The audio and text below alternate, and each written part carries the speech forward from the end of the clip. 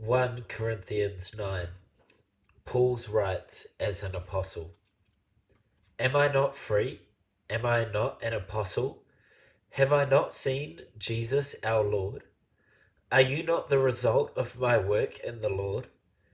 Even though I may not be an apostle to others, surely I am to you, for you are the seal of my apostleship in the Lord. This is my defense to those who sit in judgment on me.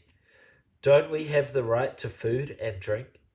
Don't we have the right to take a believing wife along with us, as do the other apostles and the Lord's brothers in Cephas? Or is it only I and Barnabas who lack the right to work, not to work for a living?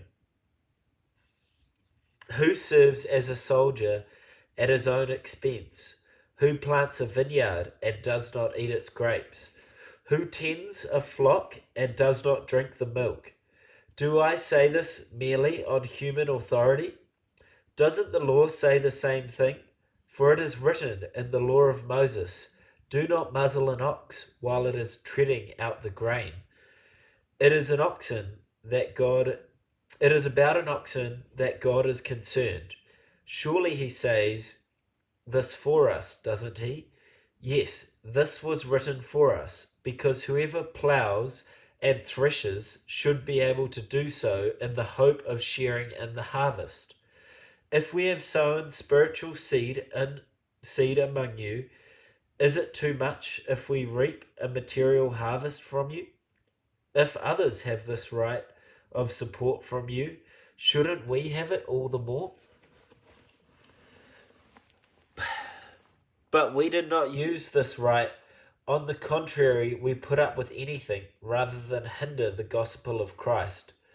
Don't you know that those who serve in the temple get their food from the temple, and that those who serve at the altar share in what is offered on the altar?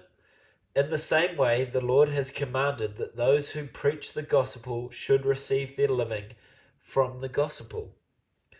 But I have not used any of these rights, and I am not writing this in the hope that you will do such things for me, for I would rather die than allow anyone to deprive me of this boast. For when I preach the gospel, I cannot boast, since I am compelled to preach. Woe to me if I do not preach the gospel. If I preach voluntarily, I have a reward. If not voluntarily, I am simply discharging the trust committed to me. What then is my reward? Just this, that in preaching the gospel I may offer it free of charge, and so not make full use of my rights as a preacher of the gospel. Paul's use of his freedom. Though I am free and belong to no one, I have made myself a slave to everyone, to win as many people as possible. To the Jews I became like a Jew to win the Jews. To those under the law I became like one under the law, though I myself am not under the law, so as to win those under the law. To those not having the law I became like the one not having the law, though I am not free from God's law, but am under Christ's law, so as to win those not having the law. To the weak I became weak. I became weak. To win the weak.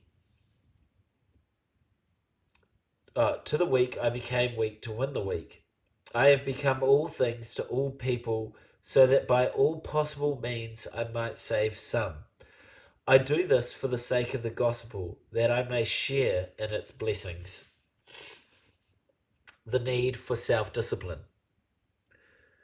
Do you not know that in a race all the runners run, but only one gets the prize? Run in such a way as to get the prize. Everyone who competes in the games goes into strict training. They do not get a crown that will not last. They do it to get a crown that will not last, but we do it to get a crown that will last forever. Therefore, I do not run like someone running aimlessly. I do not fight like a boxer beating the air. I strike a blow to my body and make it my slave, so that after I have preached to others, I myself will not be disqualified for the prize.